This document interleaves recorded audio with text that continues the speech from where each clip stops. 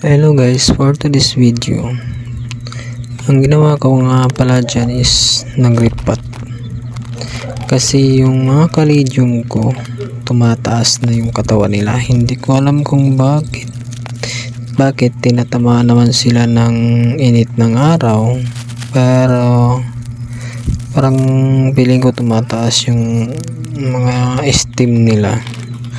Din siguro nasa 14 piraso lang yung naripat ko kasi kulang pa ako ng balipat.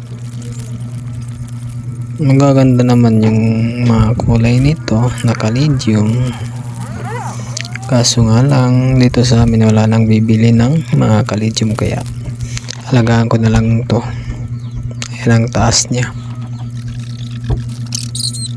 Tapos silipat ko sa panibagong vacuum kasi dun sa linagyan nila is sobrang sikip na. Kadami pa naman ito, nasa 70 plus.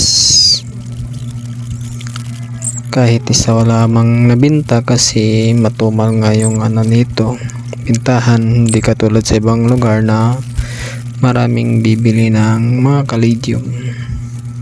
Lahat pong kalidium nito is may crossbreed.